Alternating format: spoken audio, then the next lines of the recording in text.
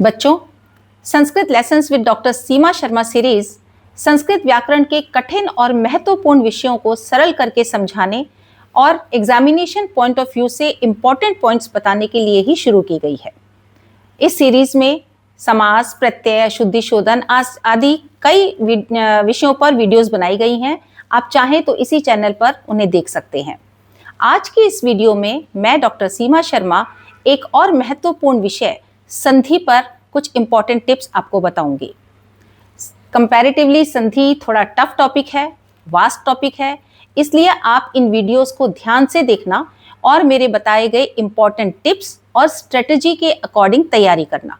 अगर आप इन पॉइंट्स को ध्यान से समझेंगे और प्रैक्टिस करेंगे तो बच्चों संधि का टॉपिक चाहे कितना भी टफ हो आपको फुल मार्क्स देकर जाएगा। क्योंकि संधि का टॉपिक वास्ट है इसलिए हम इस पर 3 वीडियोस बनाएंगे। पार्ट 1 स्वर संधि, पार्ट 2 व्यंजन संधि और पार्ट 3 विसर्ग संधि। तो संधि का ये वीडियोस ध्यान से देखिए और प्रैक्टिस करिए। तो शुरू करते हैं संधि पार्ट 1 स्वर संधि। आज का विषय संधि। बच्चों, संधि को समझने से पहले हमें संधि और संयोग इन दोनों के अंतर को समझना पड़ेगा कि संधि क्या होती है और संयोग क्या होता है। ध्यान से देखते हैं पहले संयोग को। स्वरों और व्यंजनों का केवल जुड़ना, केवल समीपस्थ व्यंजनों का जुड़ना संयोग कहलाता है। संयोग मतलब जोड़। जैसे स प्लस ई प्लस म प्लस आ। देखो यहाँ पर व्यंजन है, ये स्वर है, ये व्यंजन है, ये स्वर है। तो इन चारों को जब हमने जोड़ा तो ये बन गया सीमा, ठीक है, जिसे हम वर्ण विच्छेद में भी सीखते हैं। तो इसे हम कहते हैं संयोग। लेकिन संधि क्या होती है? संधि में 2 चीजें हमें ध्यान में रखनी है। 2 समीपवर्ती वर्णों के मेल से जो परिवर्तन होता है उसे संधि कहते हैं। इसमें 2 चीजें इंपॉर्टेंट है बच्चों। एक तो दोनों वर्ण पास होने चाहिए और दूसरा उनके मिलने से कुछ चेंज होना चाहिए, कोई परिवर्तन होना चाहिए, ठीक है, तो वहां पर संधि कहते हैं। उदाहरण देखते हैं हम इसमें। सुर प्लस इंद्रह। अब इसमें देखिए, जब हम हमें कैसे पता चलेगा कि इसका अंतिम वर्ण क्या है? जब हम बच्चों से पूछते हैं कि इसका अंतिम वर्ण क्या है तो बच्चे सोचते हैं इसका अंतिम वर्ण है र, लेकिन नहीं, र में हलंत नहीं है। इसका मतलब इसमें स्वर है और स्वर कौन सा है? अ, ठीक है। और इंद्रह में ये है ई, ये भी स्वर है। तो सबसे निकटवर्ती कौन है? और आप ध्यान दीजिए बच्चों, समास और संधि में बच्चे कंफ्यूज इसलिए होते हैं। समास में यहाँ पर प्लस का निशान नहीं होता है, लेकिन संधि में होता है, ये जुड़ते हैं, ठीक है। तो यहाँ पे जब हम वर्ण विचार पढ़ते हैं तो उसमें हम देखते हैं वर्ण विच्छेद में अंतिम वर्ण क्या है। इसका वर्ण विच्छेद क्या होगा? स हलंत प्लस ओ प्लस र हलंत प्लस अ, ठीक है। तो अंतिम वर्ण है अ और प्लस के इधर प्रथम वर्ण है ई। तो ये सबसे ज्यादा निकटवर्ती हैं, समीपवर्ती, अ प्लस ई। ये देखिए, सुर में से हमने अ निकाल लिया, इंद्र में से हमने ई निकाल लिया। ये वाले जो शब्द थे इसका ये अंतिम वर्ण है और इसका ये प्रथम वर्ण है, ठीक है। तो संधि इन दोनों में होगी। अगर हम चाहें कि इस र की इस हम ई से संधि कर दें तो नहीं हो सकती है, या इस स के हम ई से संधि कर दें तो नहीं हो सकती। इसलिए पहला इसमें जो नियम है वो है समीपवर्ती वर्ण, ठीक है। और दूसरा क्या नियम है कि परिवर्तन होना चाहिए। तो जब हम इन दोनों को जोड़ेंगे, अ और ई को जोड़ेंगे तो हमारा बनेगा ए और हमारा शब्द बन जाएगा सुरेंद्रः। समझ में आ गया बच्चों? सुर प्लस इंद्र सुरेंद्रः, क्योंकि अ और ई जुड़कर ए में परिवर्तित हुआ है। यही हमारी केवल 2 कंडीशंस हैं संधि के लिए कि संधि और संयोग में क्या अंतर है। अब संधि में 2 समीपवर्ती वर्णों के मेल से जो परिवर्तन हुआ उसे हम संधि कहते हैं, और स्वर और व्यंजन का केवल जुड़ना संधि कहलाता है, या केवल व्यंजनों का भी जुड़ना संयोग कहलाता है, ठीक है। अब हम देखते हैं संधि के कितने भेद हैं। संधि के मुख्यतः 3 भेद हैं। स्वर संधि जिसे हम अच संधि भी कहते हैं, व्यंजन संधि जिसे हम हल संधि कहते हैं, और विसर्ग संधि। ये 3 संधियां हैं। बच्चों, हम संधि विषय पर 3 वीडियोस बनाएंगे। पार्ट 1 में हम स्वर संधि को लेंगे, पार्ट 2 में हम व्यंजन संधि को पढ़ेंगे और पार्ट 3 में हम विसर्ग संधि को पढ़ेंगे। तो आप तीनों पार्ट को अच्छे से देखिएगा, तीनों वीडियोस को देखिएगा और लाइक और शेयर कीजिएगा। चलिए आगे चलते हैं हम। तो हम देखते हैं स्वर संधि को। स्वर संधि, जहां पूर्व पद का अंतिम वर्ण तथा उत्तर पद का पहला वर्ण दोनों ही स्वर हों वहां स्वर संधि होती है। जैसे हिम पूर्व पद है, इसका अंतिम वर्ण है अ, आलय उत्तर पद है, इसका प्रथम वर्ण है आ, तो अ और आ दोनों मिलके बन जाएंगे आ और हमारा शब्द बन जाएगा हिमालय। अब स्वर संधि के भेद कितने हैं? दीर्घ, गुण, वृद्धि, यण, अयादि, पूर्व रूप और पर रूप। ठीक है, तो इन सारी संधियों के, सारी स्वर संधियों के बारे में हम आगे पढ़ते हैं। स्वर संधि तालिका, तालिका का मतलब होता है टेबल। तो मैंने एक टेबल बनाई है जिसमें आप बहुत आसानी से इन नियमों को पढ़ सकते हैं। तो संधि का नाम है दीर्घ संधि। पूर्व पद का अंतिम वर्ण यदि अ या आ हो और उत्तर पद का प्रथम वर्ण अ या आ हो तो परिवर्तित होकर आ हो जाएगा। उदाहरण देखिए, हिम प्लस आलय हिमालय, अ प्लस आ इक्वल्स टू आ। दूसरा देखिए, यदि पूर्व पद का अंतिम वर्ण इ या ई हो, उत्तर पद का प्रथम वर्ण इ या ई हो तो दोनों मिलकर के जो परिवर्तन होगा वो बनेगा बड़ी ई। उदाहरण देखिए, कवि प्लस इंद्रः कवींद्रः, ई प्लस ई ई। इसी तरह से उ या उ हो, पूर्व पद का अंतिम वर्ण, उत्तर पद का प्रथम वर्ण उ या उ हो तो परिवर्तित होकर उ हो जाएगा। उदाहरण देखिए, भानु प्लस उदय भानुदय, बड़ा उ हो गया यहाँ पर, उ प्लस उ बड़ा उ। इसी तरह से यदि पूर्व पद का अंतिम वर्ण री या री हो, उत्तर पद में भी री या री हो, बड़ा री, तो दोनों मिलकर जो परिवर्तन होगा वो बड़ा री हो जाएगा। उदाहरण देखिए, पितृ प्लस ऋणम पितृणम, री प्लस री इक्वल्स टू बड़ा री। तो ये थी हमारी दीर्घ संधि। हमें सिर्फ इन नियमों को याद करना है। ये टेबल अगर हमने याद कर ली तो हमारी दीर्घ संधि बिल्कुल अच्छे से तैयार हो जाएगी। अब नेक्स्ट देखते हैं हम गुण संधि। गुण संधि में यदि पूर्व पद का अंतिम वर्ण अ या आ में से कोई है और उत्तर पद का प्रथम वर्ण ई या ई में से कोई है तो परिवर्तित वर्ण जो बनेगा दोनों के स्थान पर वो बनेगा ए। उदाहरण देखिए, गण प्लस ईशः गणेशः, अ प्लस ई ए। दूसरा, अ या अ हो अंतिम वर्ण पूर्व पद का और उत्तर पद का प्रथम वर्ण उ या उ हो तो परिवर्तित वर्ण बनेगा ओ। ठीक है, जैसे सूर्य में से अ निकाला, उदय में से उ निकाला, बन गया हमारा अ प्लस उ ओ और हमारा शब्द बनेगा सूर्योदय। इसी तरह से यदि पूर्व पद का अंतिम वर्ण अ या आ हो और उत्तर पद का प्रथम वर्ण री या री हो तो परिवर्तित वर्ण बनेगा अर, र हलंत वाला। और जैसे हम उदाहरण में देखते हैं, महा प्लस ऋषि, तो महा में से यहाँ देखो पहला पूर्व पद है हमारा, उसका अंतिम वर्ण है आ और उत्तर पद का प्रथम वर्ण है हमारा री, आ और री मिलकर के बन गया अर और हमारा शब्द बन गया महर्षि। ठीक है बच्चों, चलिए अगली संधि है हमारी वृद्धि संधि। वृद्धि संधि में यदि पूर्व पद का अंतिम वर्ण अ या आ में से कोई है और उत्तर पद का प्रथम वर्ण अ ए या ए में से कोई है। ध्यान से देखिए बच्चों, यहाँ पर ऑलरेडी ये एक संधि युक्त वर्ण है। हमने यहाँ पर ए ऑलरेडी बनाया हुआ है, यहाँ पर पहले ही अ और ई जुड़ करके ए बना है। इसलिए यहाँ पर अगर अंतिम वर्ण पूर्व पद का अ या आ में से कोई है और उत्तर पद का प्रथम वर्ण ए या आई में से कोई है तो ये परिवर्तन होगा आई में। यानी अगर हम आई को देखते हैं तो यहाँ पर ऑलरेडी 3 वर्ण है, इसीलिए इसका नाम है वृद्धि। ठीक है, एग्जाम्पल देखते हैं, सदा प्लस एव। ओके, अब सदा पूर्व पद का अंतिम वर्ण क्या आया? आ, हमने निकाल लिया।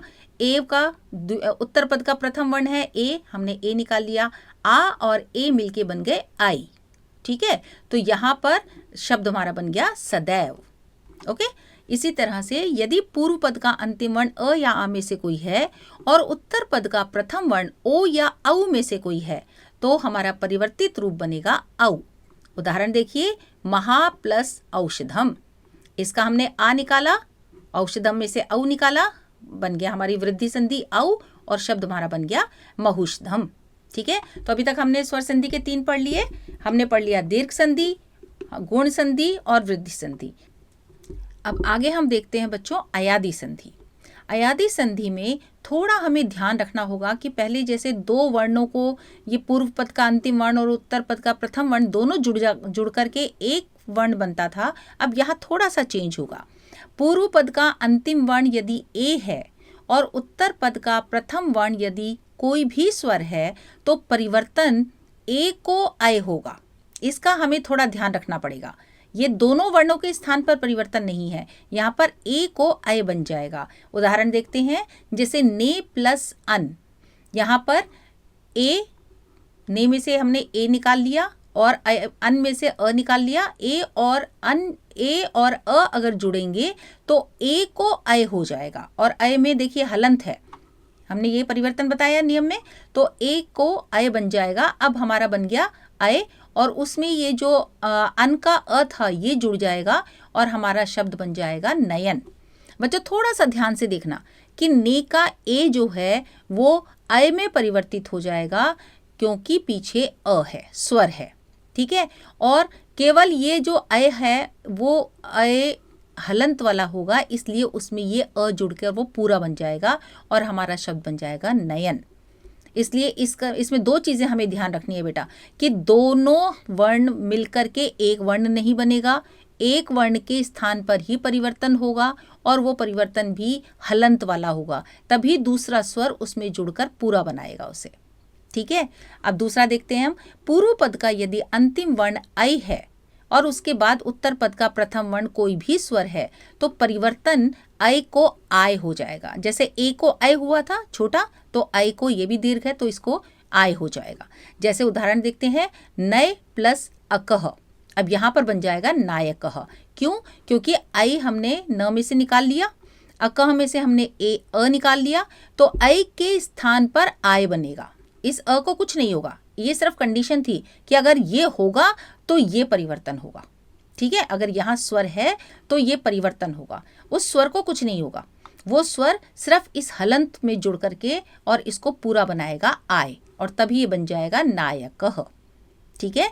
अगला हम देखते हैं, पूर्व पद का यदि अंतिम वर्ण ओ हो, कोई भी स्वर हो उत्तर पद का प्रथम वर्ण, तो परिवर्तन होगा ओ को अव। और ये उदाहरण से देखते हैं हम, पो प्लस अनह बन गया हमारा पवनः। पो में से हमने ओ निकाल लिया, अनह में से अ निकाला, ओ को परिवर्तन हुआ अव में जो कि हलंत है, और अन का अ व में जुड़ गया, तो इसलिए अव पूरा हो गया और शब्द हमारा बन गया पवनः। इसी तरह से यदि पूर्व पद का अंतिम वर्ण औ है और उत्तर पद का प्रथम वर्ण कोई भी स्वर है तो परिवर्तन में औ को आव हो जाएगा। आप ध्यान से देख रहे हैं ना कि दोनों वर्णों के स्थान पर नहीं हो रही है यहाँ पर संधि, यहाँ पर औ को आव हो गया है, चेंज ये आया है। तो पौ प्लस अकह शब्द बनेगा पावकः, क्योंकि औ को आव हो जाएगा, ठीक है। ये देखिए मैंने यहाँ लिखा हुआ है औ प्लस अ, तो औ को आव हो गया, आव में वह हलंत है, इसलिए अकह का अ इसमें जुड़कर पूरा बना देगा और शब्द बन जाएगा पावकः। तो थोड़ा सा डिफरेंट है ये बाकी तीन संधियों से, इसे ध्यान से पढ़िएगा बच्चों, इसे हम कहते हैं अयादि संधि। नेक्स्ट हम देखते हैं यण संधि। संधि का नाम है यण संधि। इसमें भी हमें थोड़ा सा चेंज मिलेगा। इस टेबल को बहुत अच्छे से याद करना बच्चों, क्योंकि इसमें से एग्जाम में पूछते हैं, ठीक है। पूर्व पद का अंतिम वर्ण यदि ई या ई में से कोई है और उत्तर पद का प्रथम वर्ण कोई भी असमान स्वर, असमान का मतलब होता है कि ई या ई नहीं होना चाहिए, इनसे अलग कोई भी स्वर, अ हो जाए, उ हो जाए, ए हो जाए, कोई फर्क नहीं पड़ेगा, ठीक है, लेकिन असमान होना चाहिए। तो परिवर्तन क्या होगा? परिवर्तन देखो, ई या ई को य हो जाएगा।